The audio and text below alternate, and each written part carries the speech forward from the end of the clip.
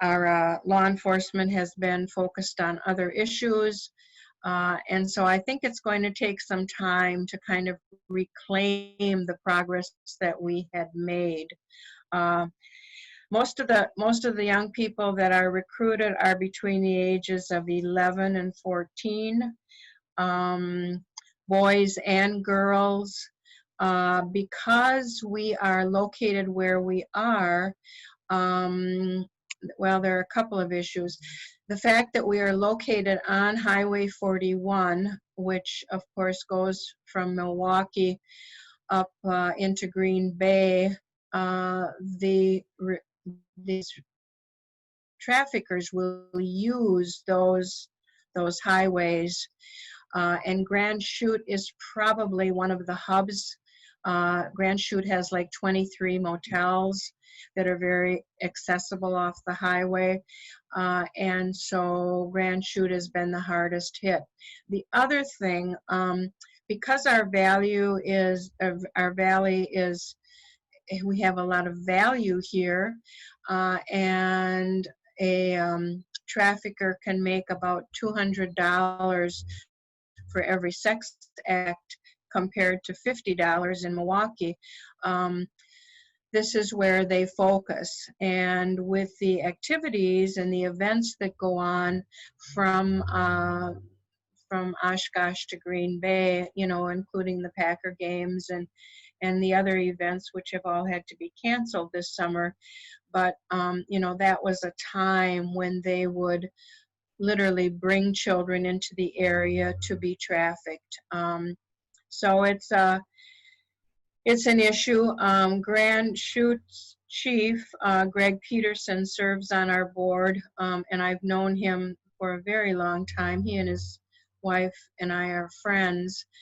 But you know, there have been up to 72 arrests, and they haven't even really had the manpower to do any big stings this summer. There's also the Sheriff's Department in Brown County, Jim Valley, who I actually trained when he was a young officer in Door County when I started the center there. He is also setting up stings and doing a lot of arrests. As a matter of fact, the arrest rate is so high that sometimes they don't have enough manpower to process them. You know, they can put a lead out there, and they'll have like 34 people calling within minutes, and it's difficult to try to arrest that many people. So it's an issue. We've been trying to do a lot of trainings with our medical people in the area. We know that most victims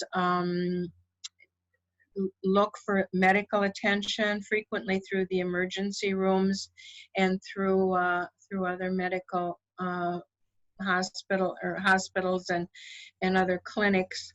And so we've been trying to train all of them, everywhere from Oshkosh to Green Bay. So, you know, we're doing the best that we can to educate professionals who might have contact with the victim.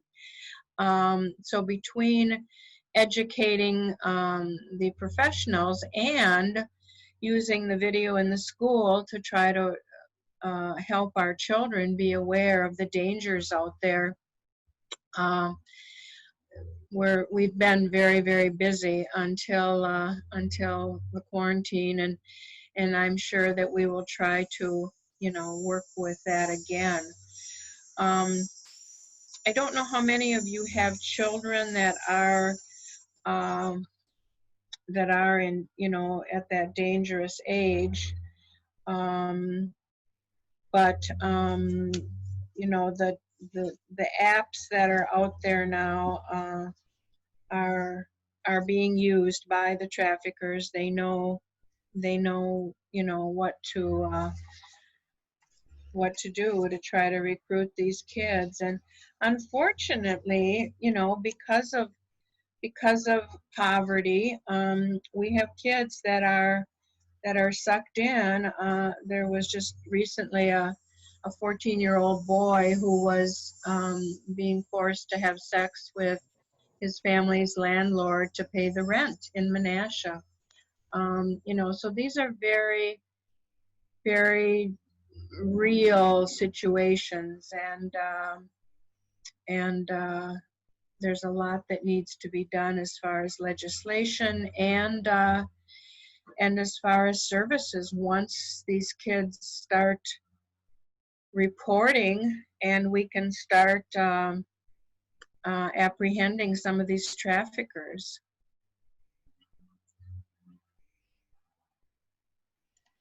So Bonnie, I do have a niece that's in that age. Are there apps, specific ones we should watch out for?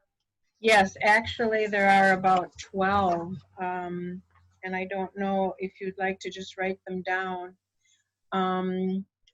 Obviously Tinder and Grindr, Snapchat, Blender, Kick Messenger, Whisper, one is called Yik Yak, Proof, one is called Down, Live Me, Minecraft, Fortnite, Discord. Those are probably the most dangerous ones. What the mode of operation that we see most of these traffickers using here in the valley, and our video, Innocence Sold, actually addresses that. What happens is an individual, usually in their late 20s, frequently it has been a generational thing where their father and their grandfather were also traffickers, so they've learned how to do this. Will meet a young, usually female, and they seem to know how to spot them. They aren't always high-risk kids, but usually they are high-risk kids, with a very strong, a large percentage of them have been sexually abused. So of course they may or may not be in foster care, but they seem to know how to spot them and look for their vulnerability, and then will approach them and will really be a boyfriend. That seems to be the mode of operation they use. They will buy them things, take them shopping, take them to eat, out to eat, buy them expensive things that the family could not afford, would not afford, and will pretend to be a boyfriend for the grooming process, and it goes anywhere from a couple of weeks to months, and will groom them, and then at some point will say, I really need money. There's a way that we can get money, and we'll get them into the sex trafficking life. Frequently, as that occurs, they will introduce drugs, and sometimes the victim will be so heavily drugged that there's a lot they don't remember, which of course when you think about victimization and having sex with several people in a day, you know, is not difficult to imagine why they would sometimes easily get into that. A young woman I talked to recently, who had been in the life only for a couple of months, thank God, but she said most of the time she was having sex with 18 different people in one day. So you can imagine the trauma associated with that. And, you know, it's clearly sexual assault, sexual abuse. And fortunately, what happened was she went into an emergency room, and the staff there at St. Elizabeth had been trained about a year earlier, I think. I had trained them, and they started asking her some questions, and they were very curious about the fact that the man that brought her in didn't want to be separated from her, and they were able to separate them, and thank God she disclosed. So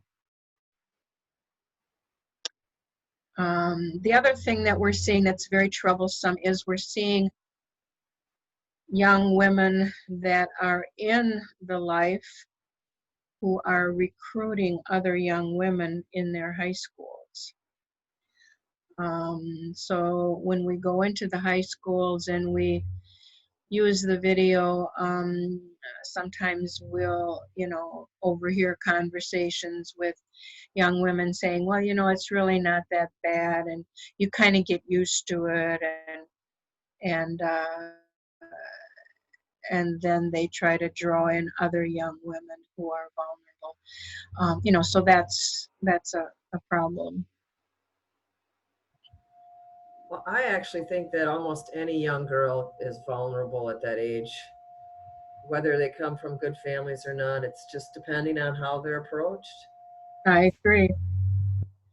And some of them, you know, they think it's very adventurous. They think, you know, having an older boyfriend with a nice car, who travels all over the country, who spends time with them and buys them, that's exciting. And so they get drawn in. Yeah, but that excitement doesn't last long because those people that recruit them are not very good to them afterwards. I mean, they That's take right. all the money. After they've used and abused these girls, they send them on their way with just literally a few clothes on their back and nothing else. And sometimes they will just drop them in the middle of nowhere. Oh, absolutely. And sometimes, as you know, the beautiful young woman and her baby girl that were murdered last fall, you know, sometimes, I mean, the chances of coming out of that life safely is just is is is almost unusual. Um, and of course, the STDs and the other things that, you know, are so common. It's a it's horrible. Um, I guess what bothers me the most is Rebecca made the comment, you know, these men, and I'm sure there's probably a woman or two here and there, but predominantly they're male. Don't they have daughters at home and sons at home that they think, you know, what if, what if someone was doing this to my child? I can't connect those dots. I mean, I know there's probably some of those men that don't have children, but I would say predominantly, and the very large part of them have children of their own. they do, and they objectify these young women, and I think they completely separate in their minds. They separate this behavior from their families. While we were making the video, we previewed it, and I was sitting next to the chief of police in Grand Chute, Greg Peterson, and he got a phone call, and he said to me, I've got a sting going on right now. And he said the traffickers are sitting in one of our motel rooms here in Grand Chute playing cards while the children, the girls, are out there working. And he said we just arrested one of the buyers, and he said he is the owner of a large I don't know if you call them chains or conglomerate of nursing homes here in the valley. You know, so I'm assuming that this man at some point was married and had children. And you're absolutely right. Most of them are at some point married and have children of their own. And as I said, you know, they objectify this behavior, separating it from their own lives. So are there other groups, other organizations that are making progress, and what are the processes they're using? Or There's a place called Damascus Road, which is in Oshkosh, and yes, they are making progress. There's also a place in Green Bay called iHeart, and I have some connections there, and they have a facility that houses between 8 and 10 women at a time, who have gotten out of the life. And of course, as you can imagine, you know, they need medical attention, they need job training, you know, they need support, they may need legal support, they need housing. One of them, I was up there last fall and I met with one of the women, and she said, you know, she said, because I was trafficked from the time I was 14 until I was 18, she said, I never learned how to fill out a job application. I never learned how to shop for groceries. I never learned how to do some of the basic things that we all, you know, either teach our daughters or is just part of their lives because they're living in a family. So she said, I never learned how to do any of those things. So she now has to learn a lot of things that, you know, many children learn just in their daily lives. And that hadn't occurred to me before. You know, it was a mentor for her. It was just being there was a mentoring thing, you know, where she was learning some of those kinds of things. One of the things that, as you know, that we're working on is a bill called Safe Harbor. And it's very frustrating because we have not been able to pass it here in Wisconsin. 30 states now have passed a law about safe harbor and protecting trafficked youths. But we have not been able to pass it here due to one legislator who for some reason has not voted to pass it. So we're really looking at trying to get this passed in this next session. It's frustrating because, well, and of course now there are other things, you know, that have come up. And my concern personally is that some of our trafficking issues will be put on the back burner because we'll be looking at other issues. But if we could pass the safe harbor law, it would certainly help law enforcement. It would help the victims, obviously. It would provide some of the services that they need. And you may or may not know this, but what happens now so frequently when, and not here in the Valley, because we've been able to educate our law enforcement and they are really on board with us. But in some of the other parts of the state, especially some of the rural areas in the northwestern part of the state, when a child is found in a situation of trafficking, they can be arrested for prostitution. And of course, most prostitutes, whether they're adults or children, have gotten into this life as children, as trafficked individuals, and it's not really something that they chose. But they can be charged with prostitution and then treated accordingly. So Safe Harbor, I think, would really, you know, enable all of us to try to put an end to this. And of course, what the real difficulty here, and because when I started working with sexual assault in 1978, victims did not report because they didn't have support. And so they couldn't talk about this ugly, horrific crime that had occurred to them. And they were frightened and confused and frequently did not report and certainly couldn't go through the court process. Well, that's exactly what's happening now with our trafficking victims. They are frightened, they are confused, they don't have any support to go through that court process. We're starting to see a few cases being prosecuted. We just had one in Outagamie County last spring. They are happening in other parts of the state, but it's really difficult to give the victims the support that they need to follow through, and that's something that Safe Harbor would do.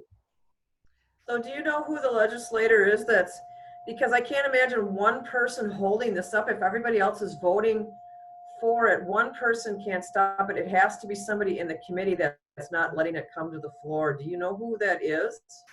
I really would rather not share that information. I can tell you who is supporting it. There you go. I like your style, Bonnie. Well, but Bonnie, This is could public. you explain how one person is holding it up to answer Cindy's question? That Yeah, doesn't That makes makes no sense to me. And if this is a person that we could be writing letters to or making phone calls to persuade, I really think this should be public knowledge. I really do. I mean, She has already gotten lots of letters and lots of people who have shared their concerns. And she has decided not to vote for this. And because she does not vote for it, it does not pass. it must be Alberta Darling. No, actually, Okay. Alberta Darling is one of our supporters. Really? Wow. Yes, as is LaTanya Johnson, Well, yeah, that makes sense. Jim Steinecke, and Jill Billings. So it's got to be somebody in that, if that's the committee. So somebody in that committee is not letting it come to a floor vote. All right, Cindy, we're going to give that to you for an action item so that we can let her keep going. So Bonnie, there were some questions in the chat that we were going to hold for the end, and I could probably start reading those to you if you'd like. Sure. I personally asked, like, what schools have you been working with? So then is that Green Bay or Appleton or Kimberly, or so we can encourage that or spread it? Yeah, actually, we have been more successful in the Nina, Menasha, Kimberly, Kaukauna, Little Chute,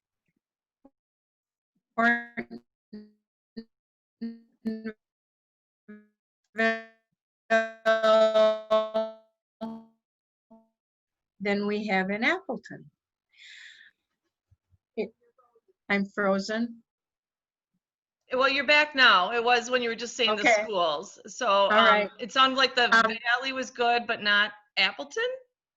Yeah, the Appleton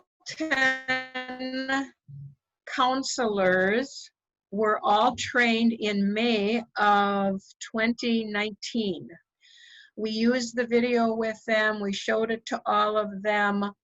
Oh my God, we probably had 60 people there. But for some reason, we haven't been successful in getting it into the actual classrooms. So we're working on that. Green Bay is using our video and are in all the health classes. So like I said, about 20,000 junior high, senior high kids have seen the video. It's been very well received by everyone. And we've had disclosures. We've had children coming forward and saying, I'm being trafficked or I've been approached. So So we're actually, Appleton is kind of the holdout. So we'll be working on that this fall. Oh, Bonnie, does Five Stones collaborate with Reach Counseling and the Sexual Assault Crisis Center when you reach out to schools? Yes, we Are do. they still in the schools? Yes, we do. We've been we work very closely with both of those agencies. Okay. So I thought the Appleton schools were more responsive than what you're indicating. Well, I did too. Helen Cobison, I hired her many years ago, and she's been wonderful in our community. I don't know. There is apparently, again, one individual who is very conservative and is saying that our kids are not ready for this. So he is holding it up. Whew. So there's a good action item. All right, on the same lines, one question too was about educating hotel management and employees then to the signs to alert for suspicious activity. I'm sorry, I guess I didn't hear the question. So the work of educating, is that also with like hotel management and Yes, yes, yes. We've been very fortunate. We have, Grand Chute actually has one officer, and his job is to work with hotel management, and they are to call him if they suspect anything. And we did a training out there in November, and then in December they decided to give us like $100 or something. And and the night before we went to get our big check, I mean our, the big check that they give you, a woman had come in and she rented 2 rooms, one for the sexual activity and one for collecting the money. And she had several young girls with her. And fortunately, the staff called Grand Chute Police, and by the time they got there, she and the girls had all left. But yes. We've also been training the security out at the mall to watch for this kind of thing. So I think our hospitality and our most of our security people are pretty well changed. But again, there's turnover, so that's kind of a continuous program. Right. Kate had asked earlier about, is it always the need for money that lures the kids in, or are there other reasons they fall into this? And then what were the qualifications for when you were talking about the high-risk kids? Well, most of the kids that are recruited do not get money. They may, if they are runaways or if they are at high risk, they may get shelter and food and other things that their traffickers will provide them with. Most of them do not get money. There was a situation on the south side of Appleton where a girl she was in 8th grade and she was leaving every weekend and being trafficked. And I think he was buying her a lot of things, but I think he was also giving her money. And, it was a situation where poverty was an issue in the home, and mom and dad were both working 2 jobs, and there was a large family. So she was, I think he was also giving her money. There was also a young woman I met in Green Bay who was going through college being given money, but that's usually not the mode of operation that we're seeing here. Usually they don't get a lot of money. It's more, shelter and food and those kinds of things that are being provided to them. So, and again, sometimes, it's just that whole boyfriend love adventure kind of thing. If you talk to a lot of these girls, they will not give up the life, so to speak. They will not give up that boyfriend because they think, that trafficker, because they think someday they're going to end up married and have children and live, you know, lives like other families. These traffickers are extremely deceptive, and it's hard for these young women sometimes to get out of those situations. There was also another question about the safe harbor law, and could you just tell us a little bit more about what that actually does? It sounded like you said it helps the victims and the law enforcement, so it's providing funding for services and training?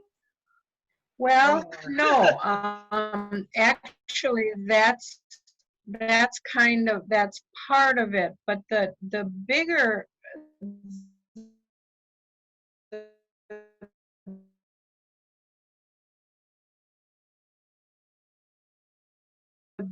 part of it is we're looking to increase the convictions of traffic.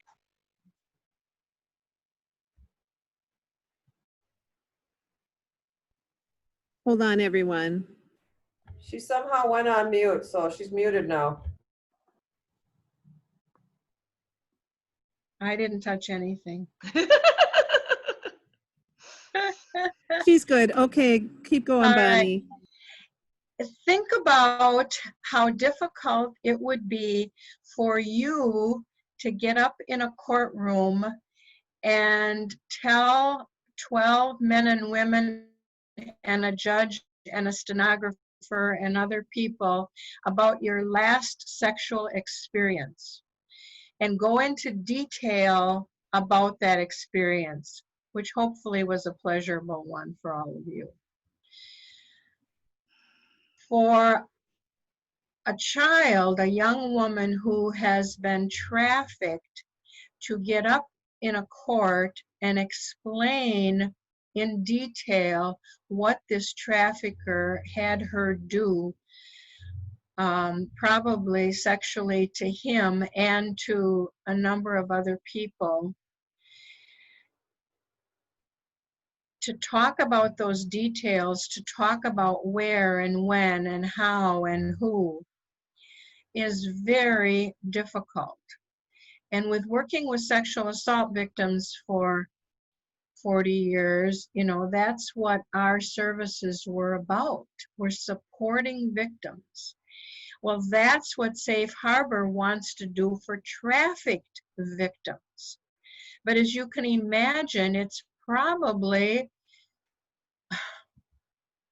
I don't know, 50 to 100 times harder because there are more assaulters, there are more situations, there are different violent situations, and to be able to do that and feel safe, because it's about feeling safe. If you don't feel safe, you can't talk about these horrible things. And right now, there is no mechanism to provide security, safety, support to women who have been trafficked, and men too, of course. It also would mean taking away any kind of barriers with law enforcement, which we were able to do with sexual assault, but we haven't been able to do that with trafficking because there's still that barrier of, will I be arrested for prostitution? Will I be arrested for shoplifting when I was 12? Will I be, you know, and that's one of the first things that these victims will say when they talk about coming forward is, what about the other small things I've done? What about the time I smoked pot with my friends in the backyard when I was, you know, 14? What about the time I was at a beer party when I was, you know, 12? I mean, they're so terrified of being arrested and charged with anything that they may or may not have done in their lives. So there's just not a mechanism to help them feel secure and safe. Many of them have been sexually abused as children. You know, they don't want to talk about that. They don't want to talk about maybe a family member that touched them inappropriately. So, you know, we don't have that safe harbor. And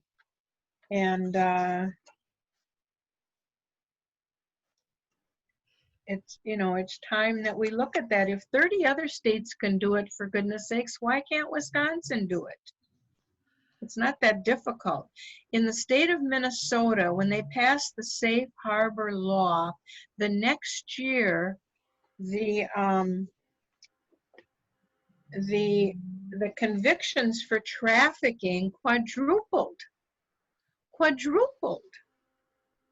in 1 year, because victims had the security of feeling safe. So, you know, we just don't have that option in Wisconsin right now. Yeah, so you bring up 2 points there that we don't know really what the true number is, because we don't have that way to get people to come forward. But then a question that came up related to it was about if a friend thinks a friend is being trafficked, what recourse do they have, these other youth that want to intervene? Well, we're very fortunate here in the Valley in that law enforcement here has special detectives usually who are specially trained. And I would suggest that they go either to their school resource officer or a school nurse, or now during the quarantine, if they were to call the Appleton Police Department. Adam Nagel is the man who has been working with trafficking. And you know, the exciting thing about this is I had a father who thought his daughter was being trafficked, and she was an adult. But so I met with him in a church because that's the only place he felt safe. And he told me that he thought that his daughter was being trafficked, and about her boyfriend trafficker. And it turned out behavior. They knew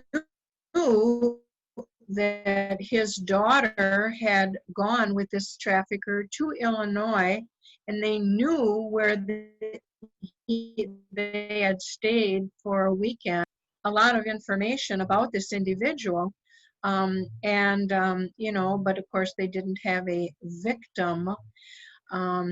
So, you know, the police have a lot of information about some of these individuals. It's just a matter of putting it all together, getting enough evidence, and then having a willing victim who will testify about this behavior.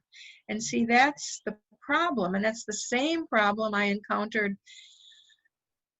40 years ago when I started the Sexual Assault Center in Appleton. We didn't have victim advocates. We didn't have anyone to support a victim. And that's what we're looking for these trafficked children.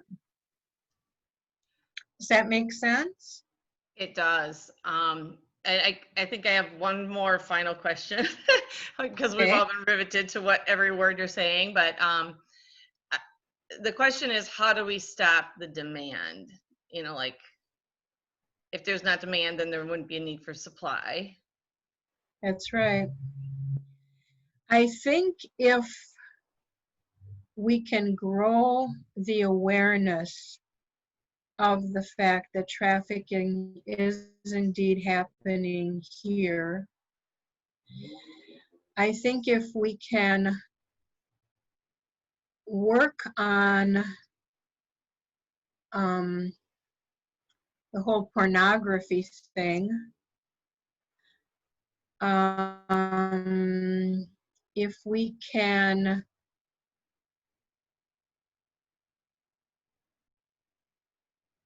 teach empathy to our, so that that objectification of women can change in the next generation or two.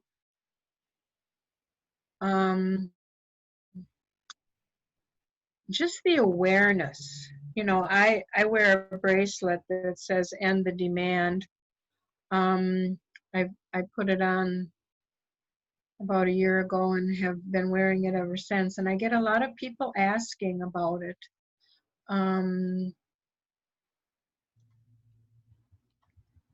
But I, you know, personally, I think teaching our young sons and grandsons and other people about trafficking and I want to punish the ones who are doing it now. I want to catch them. I want to shame them. I want to put their pictures on the front page of the paper. I want them to never do that again. I want everyone to turn against them. I want their lives to be ruined. How do we do that? Well, that's a problem. Right now, we have people who are being arrested. However, as you know, their names are not being published in our papers. Bullshit. Because they have money. In Appleton, they are going to court. They are paying large fines, which is not the appropriate approach, in my opinion. No. No, they just need to go sell more girls to make the money. That's infuriating. Unfortunately, in other jurisdictions, they are fined on the first offense. They are not going to jail. The fine is nothing. I mean, what's $2,000 to someone who can pay $200 for a child? Yep.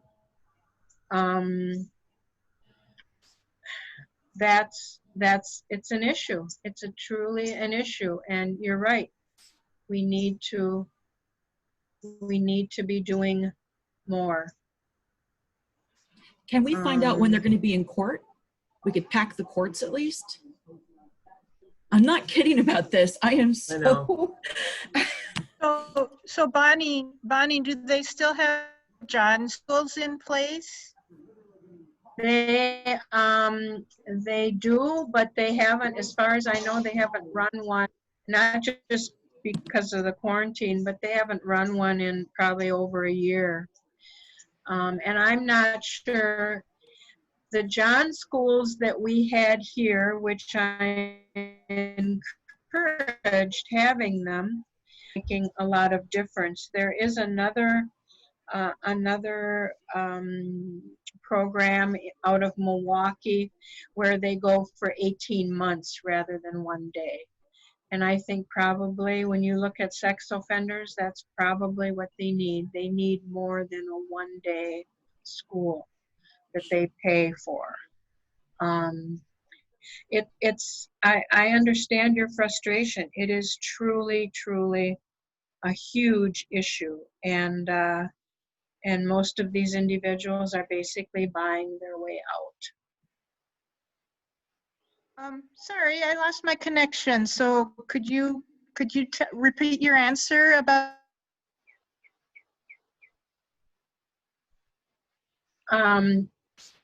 It is a huge issue.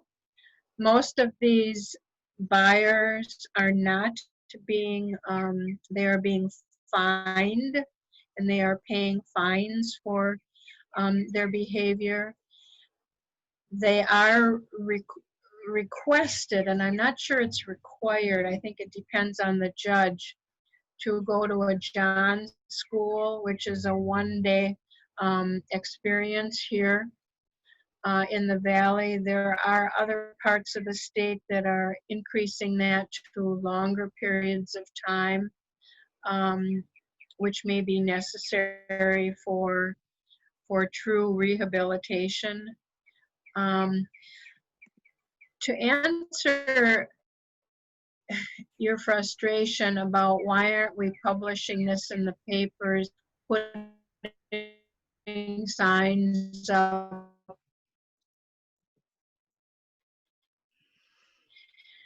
a lot of their attorneys, even some of our judges, are feeling like it's not appropriate to put their names out there because they have wives and children of their own that will be affected.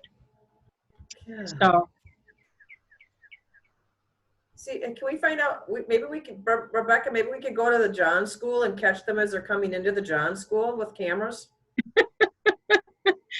that's an idea. I don't understand why everybody isn't as angry about this as I am right now. Oh, I'm frustrated, but you know, the sad part is we brought this to the Midday Women's Group to bring someone in to speak about this, and we get horrible pushback because people don't believe it actually exists, and it's just sad. There's so much pushback to hear about this. Well, Cindy, that was pushback to our initial panel discussion. Like I said, that was 5 or 6 years ago. And the membership has changed dramatically since then. Maybe we wouldn't get as negative a reaction. But I mean, Becca, for me personally, the answer to your question, for me personally, is I cannot, you know, I don't know, I can't let my blood pressure go up like that. I've been working on this or aware of it for, I don't know, almost 10 years. So it's disheartening to hear that it's not getting any better, Bonnie. I've been aware of the Outagamie County Task Force and all of the work that's gone on, and the county task force was seen as a model that's taken to Brown County elsewhere in this. And if it hasn't gotten any better, then I had a lot. I thought things were going to turn around, and yeah, we need stronger laws to be able to prosecute the traffickers. That would go a long way. But we also need even with more women in politics, more women judges, even though supposedly the woman down there that's holding this up. But I would hope predominantly that women would want to see this change for the sake of their children. So something to think about for voting. All right. I think, go ahead. yeah, you're absolutely right. And I think, you know, when I look at sexual abuse and sexual assault and how that changed in the years that I was involved, you know, I'm optimistic. But the trafficking is a new thing. I mean, it's not a new thing, but the awareness is new. We just didn't believe that this was happening. And I have to admit, in all the years that I worked with sexual assault victims, and I worked with over 5,000 directly, I think only 2 of those women now, as I look back, were being trafficked. I mean, as I think about it, but you know, as I suspect that there were probably more like 10% of them were being trafficked. But it was such a well-kept secret, and it still is. You know, it's so well covered. You know, the covering of the trafficking is just incredible. Bonnie, there was another question that came up about what was the age of consent in Wisconsin, and why is this not being handled like child rape? Well, that's in the state of Wisconsin, under the age of 12, it's automatically first-degree sexual assault. However, between the ages of 16 and 18, it's really dependent on law enforcement as to whether or not it's charged as a sexual assault or if it was consensual. 18 is really the age in Wisconsin that you can legally give consent for intercourse. So for some reason, we, when we were looking at those laws, and I actually helped write those laws, we didn't include trafficking because we didn't know it existed. And it's just in the last probably 15 years that we've become more aware of that.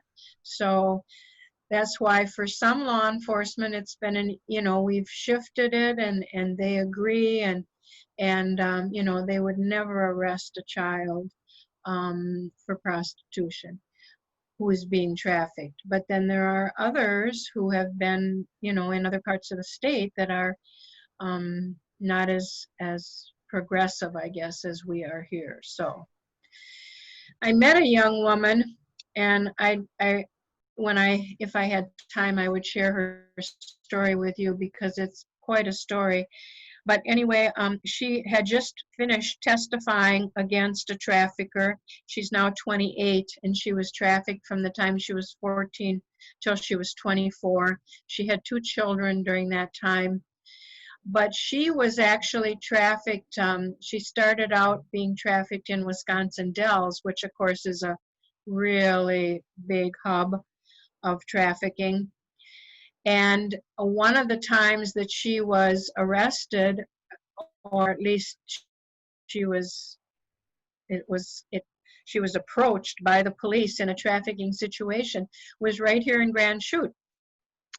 And she said the officer was wonderful. He was so kind. He was so gentle.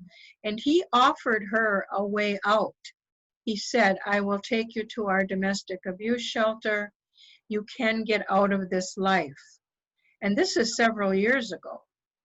And she, her children were with her mother in the Dells and where they live, and she refused. So, we are way ahead of some parts of the state, but that's a promising thing to know that we live in a part of the state where a lot of good things have been happening. Well, Bonnie, I see that your experience with the other sexual assault shows us the path, shows us a way that this could be done. And I guess we will take the call to action. I think Nancy's going to look at getting us bracelets, but also how we would support that Safe Harbor Act any way we could, if that's the best path forward for us to educate our general membership on that, and then help to support that. Is there anything else that you're? Yeah, I wanted to make one more comment because I've been in Bonnie's life now for almost 30 years as part of the family. And when my 2 girls were, I would think maybe 7 to 11, or sometimes, one was 7, the other 11, and a niece that's 12. But Bonnie had offered to talk to all the girls about the issues around sexual assault, and that trafficking wasn't an awareness at that time. And I was worried that one of them was too young. And this is part of growing up with Bonnie, Grandma Bonnie. And she says, no, you're not too young, send them over. So to this day, those girls, my 2 girls and niece, and I think they had some friends there, she set them around in the living room and chatted with them very gently and told them, she was very straight, but honest. But those girls remember that. And they definitely felt the need to pay attention to those things, because that's what Grandma Bonnie was saying, and it was very important to them. They remember it had a huge impact. So, we all love Bonnie and how she's brought all that into our lives to make sure that we are aware. But just a little slice of how Bonnie has affected our lives. Thank you. I'm going to call you Grandma Bonnie then.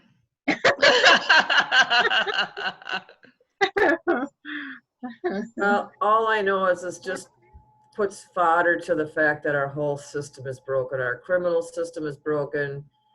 Our social system is broken. Parents should make enough money with a living wage that they don't have to work 2 jobs on weekends, so their kids are left home with their devices. And I mean, our system is just so messed up in this country. It's just sickening. Well, and just to offer a little hope, you know, in the 40 years that I've been doing this work, we started out with chemical abuse. We started out with sexual abuse, and we've come a long way as far as domestic abuse, and so now our next challenge is the trafficking, and I think we can do it. You know, the exciting thing is about working with this trafficking is we're not Chicago or Los Angeles or New York. We're small enough that our police, our social workers, our child protection people, you know, our whole community, if we work together, I think we can turn this around, and that's what our hope is. Well, you're more optimistic than I am because, you know, like you said, it was drugs and this, that, the other thing. Seems like every time we fix one problem, another one surfaces and takes over. So it's just like a vicious revolving door. Yeah, or an old one like racism comes back. So. Oh. Okay, well, thank you, Bonnie. Group, are we ready to move on to our next topic on our agenda? Okay, and of course, Bonnie, you're gonna so hang much. around. You're welcome to hang around. Thank you. But so before we leave the topic of violence against women and sex trafficking, however, so I just want to point out, you know, the chart that you'd put together from, I don't know, last month, which went through our different platform items and who's really holding their hand up to say, I want to focus on that. So for ending violence against women, typed wrong. Sandy and Nancy had their names on the chart. So we would love to have you two bring us information in the future about the safe harbor law and its status and why it can't get past the committee, or who's, you know, whatever you find. I did a quick Google search on my phone and I could not find any articles about that bill being held up. So maybe you can dig a little further and find something useful for us.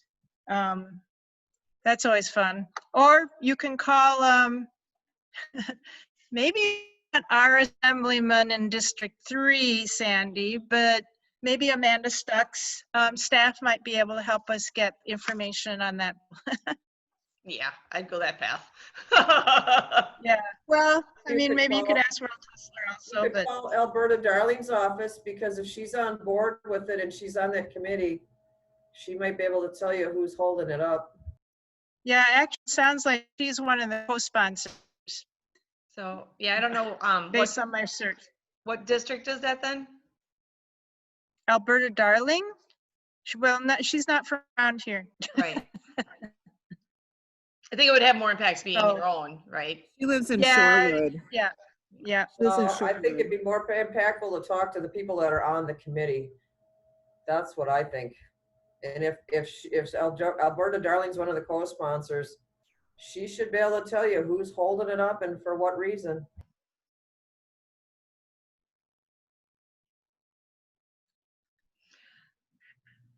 So you take that under advisement, Sandy and Nancy. So I just want to quickly go through a quick legislative update, and before moving on off of that topic, you know, this is the time in our meeting that anybody can offer updates on any bills you're following.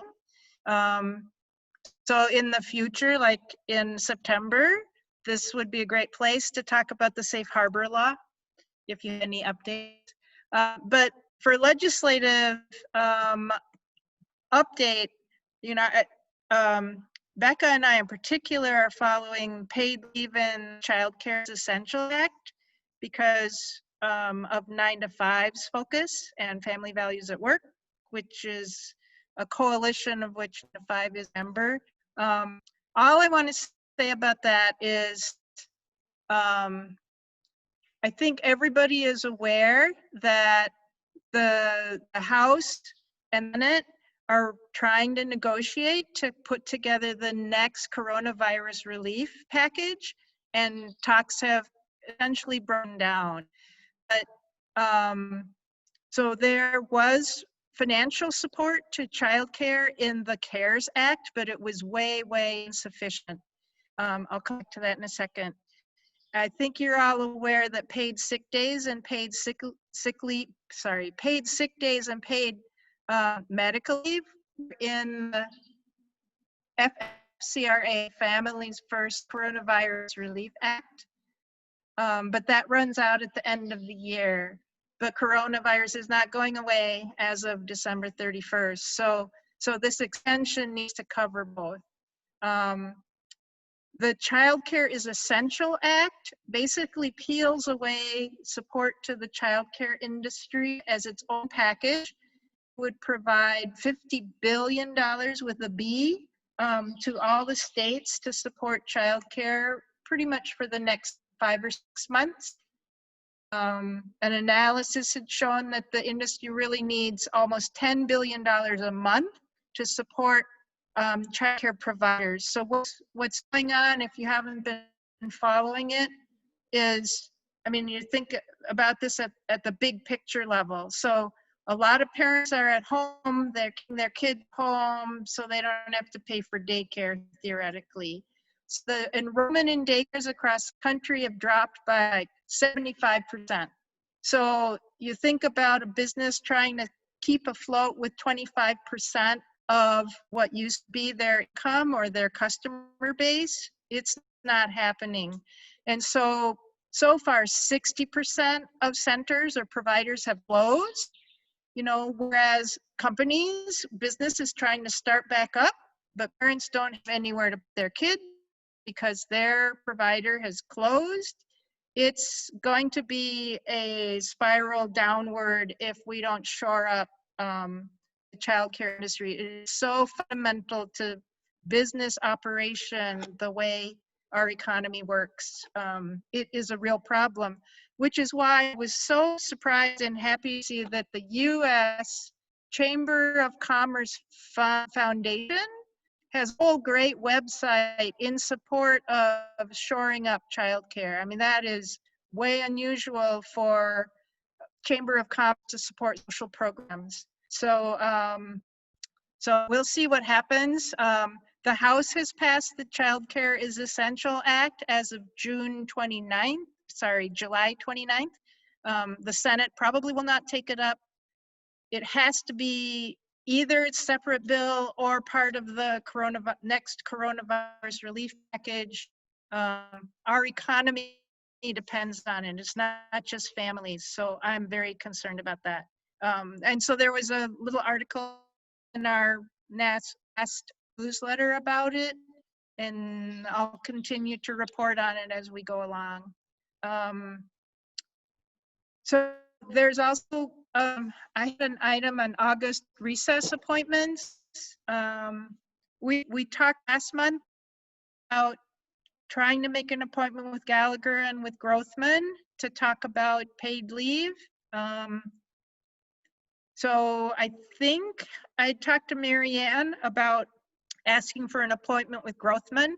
So I have to follow up to see if she's willing to do that. And then Sandy, you and I probably should make that request of Gallagher's office.